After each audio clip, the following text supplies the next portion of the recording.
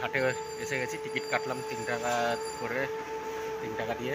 আর যাবো এবার কৃষ্ণনগর। নবদ্বীপ এসেছিলাম, যেহেতু মায়াপুর এসেছিলাম, তো ঘাটে মায়াপুর ঘাট এটা। আর ওই দেখো স্টিমার দাঁড়িয়ে আছে, চলো চলে থাকো দেখি। তো আমি চলে এসেছি ঘাটে, প্রায় ওই পারে কৃষ্ণনগর, এই পারে কৃষ্ণনগর পারে, আর এপারে মায়াপুর। তো মায়াপুর ঘাট, এই যে ফেরিঘাট পার হবো, দেখা যাক। Hi guys, this back to my channel guys. তোমরা সবাই কেমন আছো? ভালো আছি, আমিও বেশ ভালো আছি। নতুন এসে গেলাম আবার একটা নতুন ব্লগ নিয়ে। তো চলো আজকে মায়াপুরে রাত কাটিয়ে সকালবেলার উদ্দেশ্য বেরিয়ে পড়েছি। এটা দেখতে পাচ্ছ গঙ্গা, এদিকে হচ্ছে মায়াপুর ঘাট, আর ওপারে কৃষ্ণনগর ঘাট। আমি এই মায়াপুর ঘাট থেকে টিকিট কেটে 3 টাকা দিয়ে টিকিট কেটে আমি স্টিমারে করে এখন কৃষ্ণনগরের উদ্দেশ্যে রওনা করছি। আর সকালবেলা খুব ভালো লাগছে, দেখো জলের মধ্যে কী সুন্দর চারি সাইডটা। তো আমার খুব ভালো লাগছে এই জায়গাটা। আপনাদের কেমন লাগছে অবশ্যই কমেন্ট করে জানাবেন।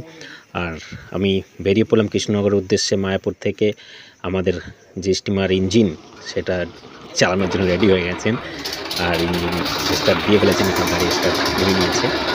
স্টিমার চলবে এখন কৃষ্ণনগরের দিকে। আমরা যাচ্ছি, দেখুন ওই দেখুন অপোজিট সাইড থেকে, যেটা কৃষ্ণনগর থেকে ছেড়েছে সেটা আবার মায়াপুরের দিকে আসছে। খুব ভিড় হচ্ছে এখন, বুঝতেই পারছো লঞ্চ কীরকম ভিড়। আমাদের লঞ্চের অতিরিক্ত ভিড়। আমি পৌঁছে গেলাম দেখতে দেখতে কৃষ্ণনগর ঘাটে। আমি এখান থেকে টোটো ধরে আমি রেল স্টেশন থেকে ট্রেন করে সোজা বাড়ি। টাটা, বাই বাই, আবার দেখা হবে নতুন ভিডিওতে। সবাই ভালো থেকো, সুস্থ থাকো। যারা চ্যানেল প্রথম আসছে চ্যানেলটিকে ফলো করুন। बॉलीवुड क्लासिक से जुड़े रहने के लिए सब्सक्राइब कीजिए और बेल आइकन पे क्लिक कीजिए।